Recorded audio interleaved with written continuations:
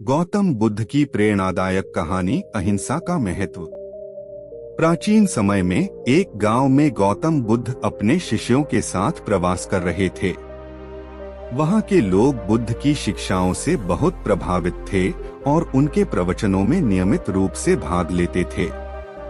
बुद्ध हमेशा अपने शिष्यों को अहिंसा और प्रेम का पाठ पढ़ाते थे। एक दिन गांव के कुछ शरारती लड़के बुद्ध की परीक्षा लेने का निर्णय लिया। उन्होंने एक छोटे पक्षी को पकड़ लिया और उसे बुद्ध के पास ले गए। उन लड़कों ने बुद्ध से कहा, गुरुदेव, क्या यह पक्षी जीवित है या मृत?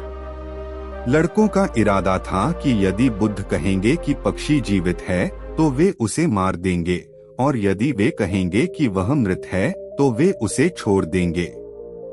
इस प्रकार बुद्ध का उत्तर किसी भी स्थिति में सही नहीं होगा। बुद्ध ने मुस्कुराते हुए पक्षी को ध्यान से देखा और बोले, यह पक्षी तुम्हारे हाथों में है। इसका जीवन और मृत्यु तुम्हारे कर्मों पर निर्भर है। अगर तुम इसे प्रेम और करुणा के साथ मुक्त करोगे तो यह जीवित रहेगा। अगर तुम इसे क्रूरता से मारोगे तो यह मर जाएगा। यह सुनकर लड़कों को अपनी गलती का एहसास हुआ। उन्होंने तुरंत पक्षी को मुक्त कर दिया और बुद्ध से माफी मांगी।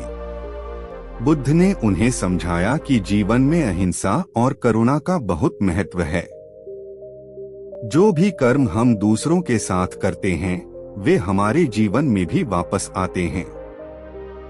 लड़कों ने बुद्ध के उपदेश से प्रेरणा ली और अपने जीवन में अहिंसा और प्रेम को अपनाने का संकल्प लिया।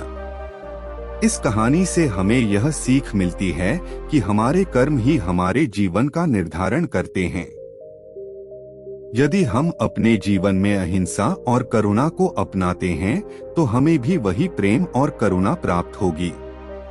अगर आपको कहानी पसंद आई हो तो ऐसे ही और कहानी सुनने के लिए थे लास्ट लाइन्स चैनल को सब्सक्राइब करना ना भूलें।